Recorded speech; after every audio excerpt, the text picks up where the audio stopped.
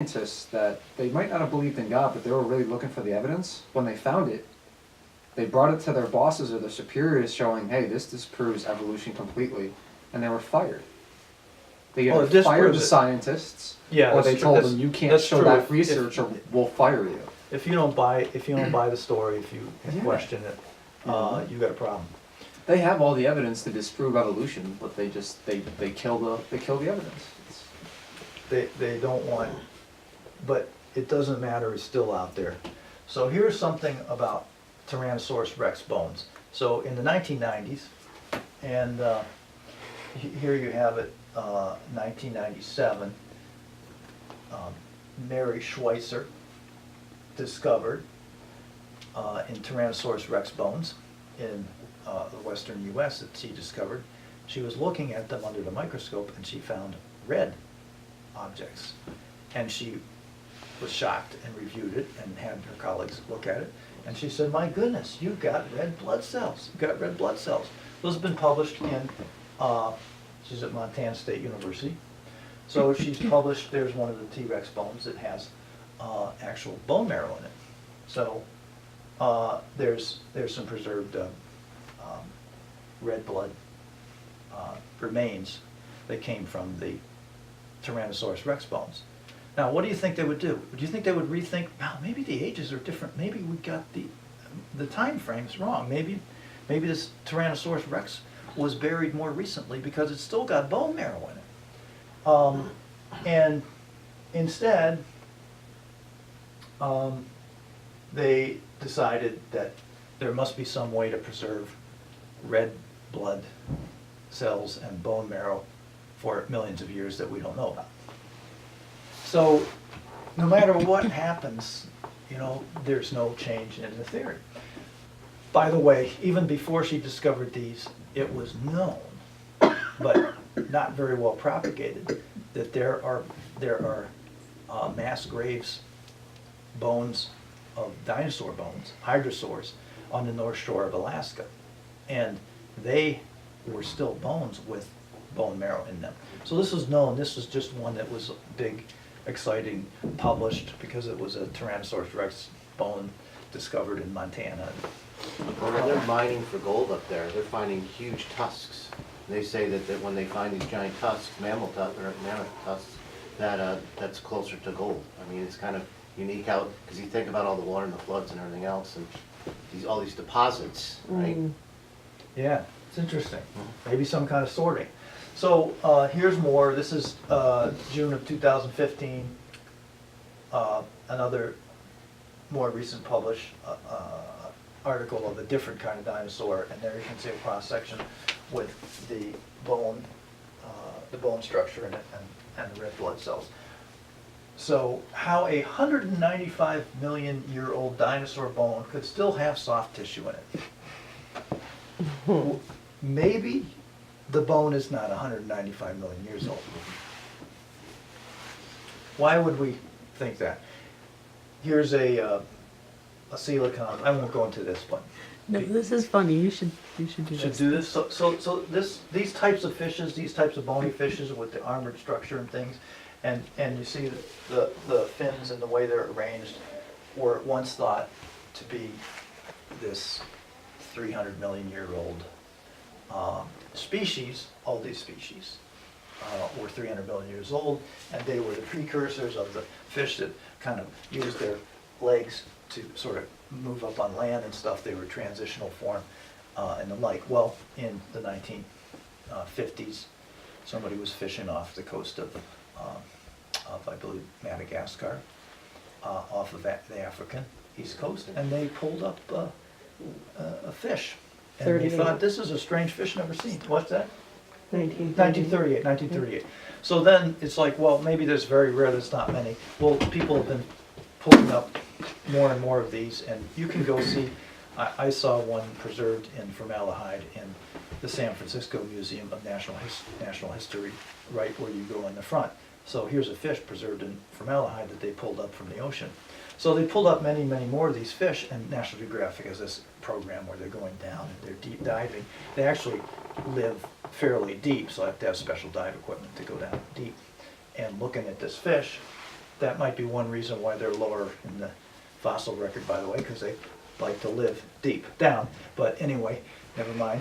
These fish, and these really aren't precursors to limbs or anything. They're beautifully designed to move the fish, hover it back and forth, and it's very well equipped to move around in the water. But they're so excited to find this fish that supposedly was extinct for 300 million years. So doesn't it disprove their theory again? And they're like displaying them at the front, No, but they're not saying really what it means? Well, and anything that comes along, they just, the explanation is that this is just one fish that has survived, but most of them lived back then and they became extinct. And there haven't been very many of them, so they didn't appear in the fossil record all the way up, but they're just kind of rare. Mm-hmm. So here's a guy on the that I saw talking about some of these things on the internet. Here he's saying, "This is amazing. I'm a mechanical engineer, and I'm understanding everything in this series of videos. It's just videos about evolution and things. The nature is amazing. How through evolution it has created this enormous machinery that can store and use information to make an incredibly complex machine like multicellular living beings. Isn't it wonderful?" And I put on the blog back, I didn't get any answer, but I said, evolution created machinery, information, complex machine. Since evolution is the antithesis of creation, this sentence would make sense if God was substituted for evolution.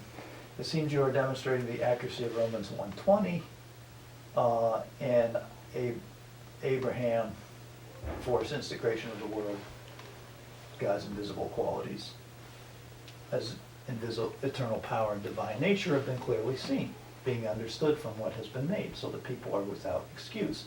His name is Abraham. Clearly, machines are created, so why not acknowledge a creator? I mean, it's hard to even use a sentence without all those words in it. There are lots of, by the way, transitional fossils.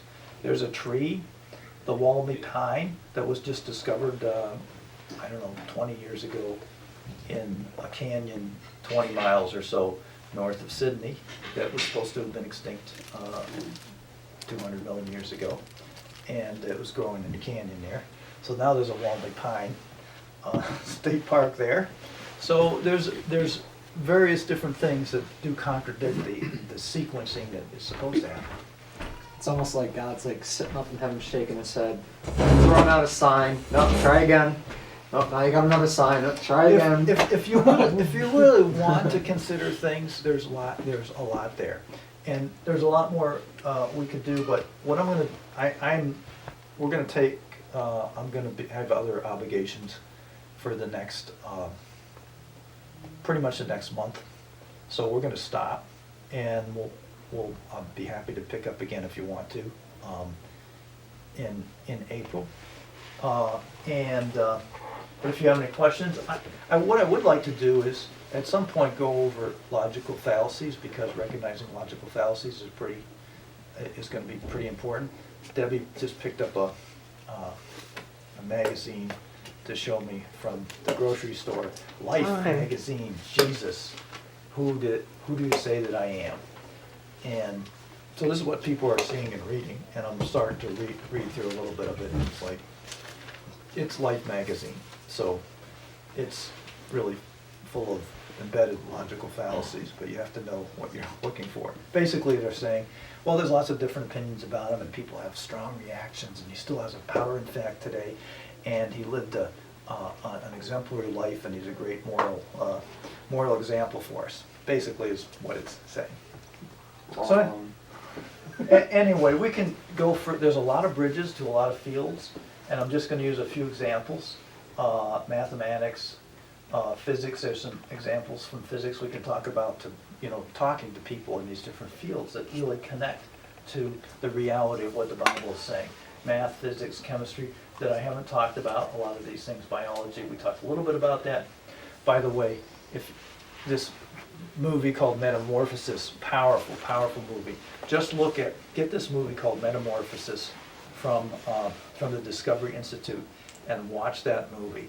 There is no way that you can watch that movie and not grapple with the actual creation and information put into the beginning.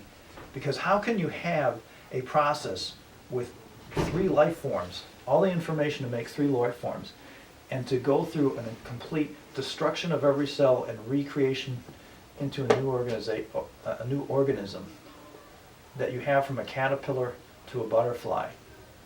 You can't possibly do that by gradual processes. Anytime you go into that cocoon, if it's not perfect, if it's not all arranged and orchestrated, all from the very beginning of the genetics, you're dead. It's a dead end. So it's kind of interesting. Geology, we talked a little bit about geology. I haven't talked about the other things in geology, which are really very interesting and support the Bible. Paleontology, we talked a little bit about that. Not all of it. Psychology, tremendous links to the Bible and psychology. Law, history, education, medicine, linguistics, so archaeology, anthropology, nuclear physics. So there's like these great things that are out there that to connect in these areas. So you mentioned this man wrote a textbook on biochemical evolution, and he was a teacher at San Francisco State. Very popular classes, and then he read A. Walter Smith's book, Creation of Life, and he started thinking, wow, this is real. So he changed his mind, and he decided it had to have been created. He became a creationist. Later, I believe, he became a Christian. But he he had 10